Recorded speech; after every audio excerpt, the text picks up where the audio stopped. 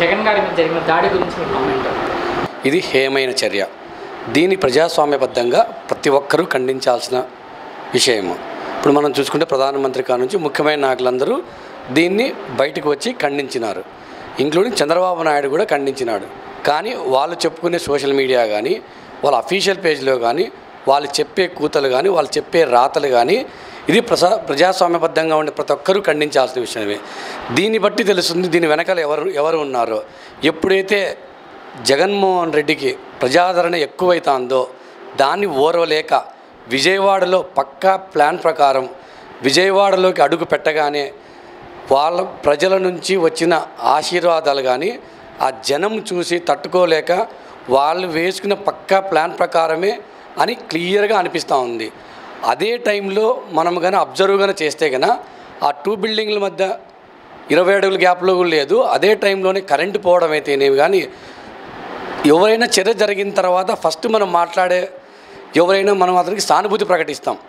ముఖ్యమంత్రి కావచ్చు, లేకపోతే కన్నా ప్రతిపక్ష నేత కావచ్చు, ప్రైమ్ మినిస్టర్ కావచ్చు. కానీ వీళ్ళు రావడంలోనే వాళ్ళు చెప్పే ట్వీట్లు కానీ వాళ్ళు చెప్పే మాటలు కానీ ఎలా ఉన్నాయి అంటే కన్నా ప్రజాస్వామ్యబద్ధంలో ప్రజాస్వామ్య దేశంలో కానీ ప్రజాస్వామ్యంగా ఉండే ప్రదేశంలో కానీ వాళ్ళు ఉండడానికి వీలు లేదు. వాళ్ళని బహిష్కరించి ఎవరైనా బహిష్కరణ నేతలు ఎలా మాట్లాడతారో వాళ్ళు అలా మాట్లాడుతున్నారు. అది కూడా ఒక ముఖ్యమంత్రిని పట్టుకొని మీరు సాక్షాత్తు ముఖ్యమంత్రిని ఆ విధంగా మాట్లాడితే సామాన్య ప్రజానీకానికి వాళ్ళు కన్నా ముఖ్యమంత్రిని దాడి చేయడానికే వాళ్ళు భయపడలేకపోతా అంటే ఇంకా రేపొద్దున వాళ్ళకి అధికారం ఇస్తే ప్రజల మీద ఏ విధంగా దౌర్జన్యాలు మనం రకరకాల ఏమంటారు వాళ్ళకి పెట్టే బాధలు మీరే ఊహించుకోవచ్చు. సో ఇలాంటి వారిని మనం ఇప్పటికే వాళ్ళను తుంచివేసేయాలి. వీళ్ళని ఎటువంటి పరిస్థితుల్లో వీళ్ళ నాయకులుగా మనం అంగీకరించడానికి వీలు లేదు. సో ఇప్పుడు నేను ప్రజలందరినీ కోరుకునేది ఏంటంటే కన్నా ఇది క్లియర్గా మీకు అర్థమవుతుంది. జగన్ ఎప్పుడు పేదల పక్షాన ఉన్న మనిషి. సో అంతమంది ఎవరు తోలిండేది కాదు, డబ్బులు ఇచ్చి పిలిపించిండేది కాదు, మంది బిర్యానీలు పెట్టి తోలిండేది కాదు. స్వచ్ఛందంగా వస్తున్నారంటే వాళ్లకు జగన్మోహన్ రెడ్డి గారి చేసిన లబ్ధి వాళ్ళు చేకూర్చుకొని వాళ్ళ నేతను చూడాలి అని వస్తున్నారు. వాళ్ళని పోయి కలిసేది కూడా లేదు. పాపం దూరంగా ఉండి చూడడానికి వచ్చిన జనాదరణ దాన్ని చూసి ఓర్వలేక ప్రజల పక్షాన పేదల పక్షాన ఉన్న మన జగనన్న మీద పెత్తందారుల రాళ్ల దాడి. సో పెత్తందారులంతా కలిసి జగన్ను లేకుండా చేయడానికి ఇది వాళ్ళు పక్కాగా రాసుకున్న ప్రణాళిక. సో మనం క్లియర్గా చూస్తే ఎంత ఫోర్స్ అయితే పక్కన జగనన్నకు ఇక్కడ తగిలి ఆ ఫోర్స్ అట్లే పోయి మన వెల్లంపల్లి శ్రీనివాస్ గారికి తగులుతుంది. అతనికి కన్నుగుడ్డిపోయేంత పరిస్థితి ఉంది. దాన్ని బట్టి మీకు అర్థం కాలేదా? ఒక మనిషి కన్నా దాడి చేస్తే కన్నా ఎంత స్పీడ్గా దాడి చేయగలడు? అంతమంది జనాల్లో ఎవరో ఒకరు కూడా చూస్తారు. సో దీన్ని క్యాటర్పిల్లర్ దాని మాదిరి ఏదైనా వాడి లేదా ఏదో గన్ను వాడి దాన్ని ఫ్రాక్షన్ ఆఫ్ సెకండ్స్లోనే. అందులో ఇంకోటి జగనన్న ఆడ నిలబడుకోవట్లేదు. జగనన్న వాళ్ళకి వాళ్ళని చేసుకుంటూ అటు ఇటు మూవ్ అవుతున్నాడు. సో ఆ మూమెంట్లో కూడా ఫ్రాక్షన్ ఆఫ్ సెకండ్లో జరిగిందంటే ఇది వాళ్ళు ఏదో గన్ను వాడే ఆ స్పీడ్తో ఎంత తగిలింటుందో మనకు అర్థమవుతుంది. ఆ బాధలో ఉన్నా కూడా అంత పెయిన్ వచ్చినా కూడా జగనన్న అందరికీ వాళ్ళందరికీ అభివాదం చేస్తూ కిందకి వెళ్ళి హాస్పిటల్కి వెళ్ళాడు. సో దీన్ని బట్టి మనం ఏం చేస్తామంటే జగనన్న పాదయాత్ర ఏదైతే బస్సు యాత్ర చేస్తున్నారో దాన్ని ఆపేయాలని వాళ్ళ ఒక దురుద్దేశము. దాన్ని బట్టి జగన్ బయటికి రాకోకుండా వీళ్ళకుండే డబ్బు, వీళ్ళకుండే రౌడీయిజము, వీళ్ళకుండే పచ్చ మాఫియా ఇవన్నీ ఉపయోగించి ఏదో మేము ప్రజలకు వీళ్ళంతా రౌడీలు వీళ్ళంతా ఇంకోటి అని చెప్పి ఏదో 2 ఓట్లు దండుకోవాలని చేస్తున్నారు తప్ప వాళ్ళు ప్రజాస్వామ్యబద్ధంగా జరిగే ఎన్నికలకు వాళ్ళు రెడీగా లేరు. దీన్ని బట్టి మనకు క్లియర్గా అర్థమవుతుంది. వాళ్ళు మాట్లాడే మాటలు సెకండ్ లెవెల్ ప్రతి ఒక్క క్యాడరు వాళ్ళు ఏం చెప్తున్నారంటే లోకేష్ బాబు ఒక సైడ్ ఏమో మీరు దాడులు చేయండి, మనోడేమో రాళ్ళ దాడి చేయండి అని చంద్రబాబు గారు చెప్తారు. వాళ్ళు నోట్లేట్ నుంచి వచ్చేటివి దాడి తప్ప మేము ప్రజలకు ఇది చేస్తాము, మాకు ఓటేయండి, మమ్మల్ని నమ్మండి అని ఎక్కడా కానీ ఏ మీటింగ్లో కానీ అడగరు. వాళ్ళు ఒకటే ఫ్యాక్షనిజము, రౌడీయిజము, జగన్ పైన పర్సనల్గా హరాస్ చేయడం, ఇది తప్ప వాళ్ళ అజెండాలో ఏమీ లేదు. దీనికి తోడుగా వాళ్ళు ఏమన్నా జరిగితే ఏమీ జరగకోకుండా ఉండడానికి సెంట్రల్ నుంచి బీజేపీతో వాళ్ళు అలయన్స్ పెట్టుకొని ఇంకా మేము ఏం చేసినా చెల్లుతాదిలే, ఇప్పుడు మాత్రము ఏమన్నా జరిగితే అధికారుల మీద వేస్తారు. అదే చంద్రబాబు గవర్నమెంట్లో కత్తిదాడి జరిగింది. అప్పుడు ఎవరిది వైఫల్యము? అధికారం. ఎవరున్నారు అప్పుడు? చంద్రబాబు. అంటే వాళ్ళ గవర్నమెంట్లో ఉంటే ఒకటి, మన గవర్నమెంట్లో వచ్చినప్పుడు ఇది కూడా జగన్ మీదే. ఇప్పుడు అధికారులు, అప్పుడు అధికారులు కాదు, అప్పుడు ఊరికనే ఏదో కోడికత్తి అంట వాళ్ళకు వచ్చిన కూతులు ఉంటాయి కదా, వాళ్ళకి అలవాటు ఇలాంటి కూతులు మాట్లాడడం, ఆ కూతులను ఉపయోగించేసి ఆ కూతులు వాడడము, దానికి సపోర్ట్గా పచ్చ మీడియా. లేకపోతే ఎవరికన్నా దాడి జరిగితే రోడ్లో మనం ఎవరైనా కింద పడిపోయినా ఫస్ట్ పోయి వాళ్ళు లేపి ఒక సానుభూతి బాగుందా ఎలా ఉంది ఇది మాట్లాడతాం, తర్వాత మాట్లాడుకుందాం ఎవరు చేశారు ఇదంతా పోలీసులు నిగ్గు తెలుస్తారు, ఎవరిని వదిలిపెట్టే ప్రసక్తే లేదు. మీరు ఇన్ని రోజులు మీ కుతంత్రాలు అన్నిటికీ మే 13వ తేదీ మీకు తెలుస్తుంది, ప్రజలు బుద్ధి చెప్పబోతున్నారు, మీకు దగ్గరలోనే మీ కాలం పండుతుంది. అంటే చంద్రబాబు నాయుడు ఖండించాడు కానీ కేవలం సానుభూతి కోసమే జగన్మోహన్ రెడ్డి ఇలా చేయించుకున్నాడని చెప్పి అఫీషియల్గా టీడీపీ పేజెస్లో అన్నీ రాస్తున్నారు. దీనికి క్లియర్గా వాళ్ళు చెప్పేది నువ్వు ఏదన్నా తీసుకో, ఎగ్జాంపుల్ ఒకటి ఏమన్నా జరిగింది స్టేట్లో ఏమన్నా జరిగింది దీనికి జగన్మోహన్ రెడ్డి గారి కారం, వాళ్ళ గవర్నమెంట్లో వేరే. ఇప్పుడు నీకు ఒక ఎగ్జాంపుల్ చెప్తే ఇంతకుముందే కత్తిదాడి జరిగినప్పుడు వాళ్ళు ఏం చేస్తారు, ఏమి జరిగినా కూడా దానికి ఒకటి సైడ్ ట్రాక్ తీసుకోవాలి. సైడ్ ట్రాక్ తీసుకొని దీని గురించి కొద్దిసేపు జగన్ రెస్ట్ తీసుకోవాలి, బయటికి రాకూడదు, జనాల్లో ఉండకూడదు. జనాల్లో ఉండకపోతే వీళ్ళు మా పబ్బం గడుపుకోవచ్చు, మేము అధికారం ఉపయోగించో వాళ్ళకి సెంటర్లో ఉంది, వాళ్ళకి కావాల్సిన ఆఫీసర్లని వాళ్ళని వేసుకొని కొంతమంది లీడర్లను అనగదొక్కి ఏదో ఎలక్షన్ జరుపుకోవాలా డబ్బులు పంచేసి అన్నట్లు వాళ్ళు హేయంగా ఎంత అతి కిరాతకంగా ఆలోచిస్తున్నారు వారు మాట్లాడే మాటలు. కానీ ఏదో నామకి వాసి చంద్రబాబు చేసి సానుభూతి ప్రకటించినాడు. ఇప్పుడు మేమంతా ఎవరైనా ఒక లీడరు ఒకటి చెప్తే కనుక కింద వాళ్ళు ఫాలో అవుతారు. చంద్రబాబు నామకి వాసి చెప్పడము, కింద ఎగదోయడము, వాళ్ళ లోకేష్ ఉండేదే దానికి. లోకేష్ చెప్పడమే ఒక ఎర్ర బుక్ అంటాడు, మళ్ళీ ఇంకొకటి మీరు దాడి చేస్తే మీకు పదవులు అంటాడు, నాకే ఇన్ని కేసులు ఉన్నాయంటారు, మీకు కేసులు పెట్టించుకుంటేనే నేను మీకు నామినేటెడ్ పోస్టులు అంటారు. అంటే వీళ్ళు చెయ్యడమే, వీళ్ళు డైరెక్ట్గా వాళ్ళ క్యాడర్ అందరినీ వాళ్ళు చెప్పేది మీరు గొడవలు చేయండి, దాడులు చేయండి, మేము చూసుకుంటాము, మేము ఉన్నాము, ఎటువంటి దాడికైనా సిద్ధము అని రెచ్చగొడుతున్నారు. అదే జగన్మోహన్ రెడ్డి గారి ఒక్క కనుసైగ చేస్తే, ఒక కనుసైగా ఇంతవరకు ఏమి కూడా మాట్లాడలా, పెయిన్ అంతా పంటి కింద బిగించుకున్నాడు. ఎందుకు అనుకుంటున్నారు? ఇదంతా పేదల కోసము, నేను వాళ్ళకి చేయాల్సిన సంక్షేమం కానీ అభివృద్ధి కానీ చేయాలని దృఢ నిశ్చయంతో ఉన్నాడు. కాబట్టి ఎక్కడే కానీ సైడ్ ట్రాక్ పోకోకుండా మీరు ఎంత రెచ్చగొట్టినా మా నాయకుడు రెచ్చిపోవట్లా, మా నాయకుడు ఏం మాట్లాడలేదు, మా నాయకుడు అడుగుజాడల్లో పోవాలనుకుంటున్నాం. కాబట్టి మేము ఇప్పుడు ఏమీ మాట్లాడుకోకుండా మౌనంగా ప్రజాస్వామ్య పద్ధతిలో ధర్నాలు కానీ ఇవి ఏదో మేము చెప్పుకుంటున్నాం తప్ప, మేము తిరిగి దాడి చేయడానికి మాకు ఎంత టైం కావాలని ఒక్క కనుసైగ ఎవరైనా జగన్మోహన్ రెడ్డి కనుసైగ చేస్తే కానీ ఒక్కసారి గుర్తుపెట్టుకోండి. ఇంకొకసారి మీరు అనుకుంటున్నారు ఇది మేము సైలెంట్గా ఉన్నాము అన్నట్లు, ఇదంతా ఓన్లీ మా నాయకుడు నేర్పించిన క్రమశిక్షణే. మేము కానీ ఆ క్రమశిక్షణ లైన్ దాటినామనుకో, ఒక్క టీడీపీ వాళ్ళు ఎక్కడ మీరు చెప్పుకునే గూండాలు ఎవ్వరు కూడా ఈ ఆంధ్రప్రదేశ్లో రారు.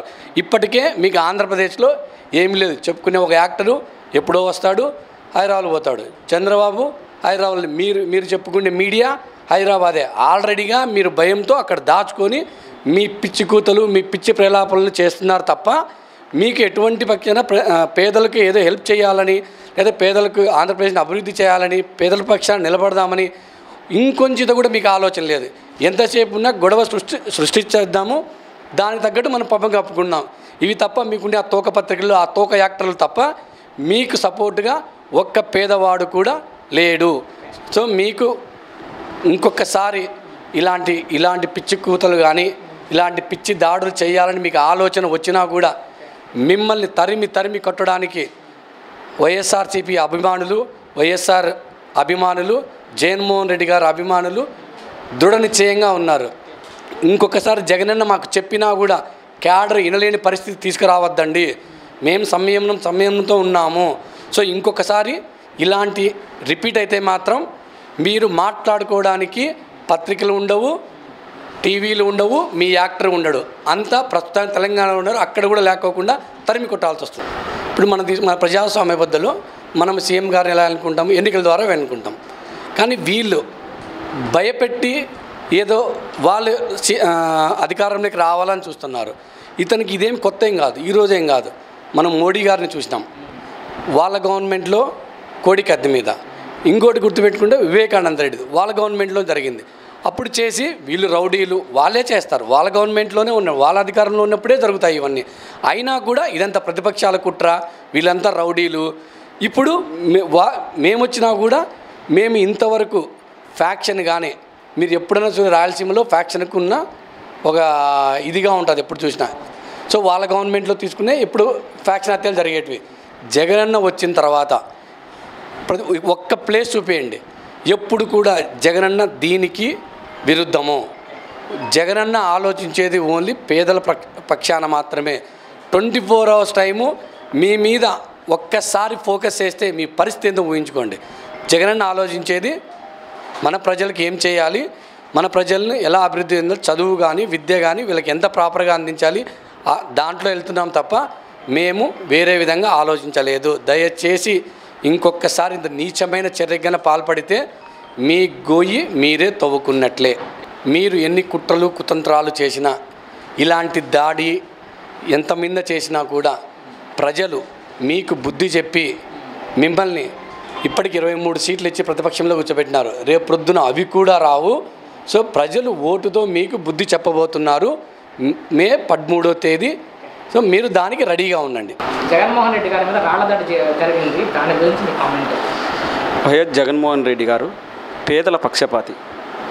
ఆయన చెప్పిన పథకాలు నవరత్నాలు కానీ ప్రతి ఒక్కటి నెరవేర్చిన దానిని ఓర్వలేని తనముతో ప్రతిపక్ష ఇప్పుడు చంద్రబాబు నాయుడు కానీ, పవన్ కళ్యాణ్ కానీ, లోకేష్ కానీ ఎవరన్నా వాళ్ళు ప్రతిపక్షంలో ఇంకా మనం ఓడాము 2024లో కానీ అనే ఒక భయముతో నిన్న లోకేష్ గారి మంగళగిరిలోనే జగన్మోహన్ రెడ్డి గారు వాళ్ళ మగ్గాల నేతన్నల నేస్తంలో సమీక్ష సమావేశంలో కానీ వాళ్ళకు గట్టి హామీలు ఇవ్వడం జరిగింది. వాళ్ళకి ఇండ్ల పట్టాలు కానీ 6 నెలల్లో మనం గెలిచిన తర్వాత వాళ్ళు కోర్టుకు వెళ్ళారు, మీకు పట్టాలకు శాంక్షన్ అయినాయి, మళ్ళీ మేము తీసుకొచ్చినాము, మీకు ఇండ్లు కట్టించి ఇస్తామని హామీని కానీ మేము తెచ్చిన టైంలో మళ్ళీ వాళ్ళు కోర్టుకు వెళ్ళడం, సుప్రీంకోర్టుకు వెళ్ళడం, మళ్ళీ మేము దాన్ని రిటర్న్ తీసుకురావడం, అన్ని అడ్డంకులు పడుతున్నా మేము మీ పేదలకు మీకు ఇండ్లు ఇవ్వాలి, ఇండ్ల పట్టాలు పంచాలి అని దృఢచిత్తంతో ఉండడం వల్ల నేను ఖచ్చితంగా మీకు ఇస్తానని హామీ ఇచ్చిన తర్వాత మంగళగిరిలో నేను ఓడాను అని లోకేష్ గారికి తేలిపోయింది.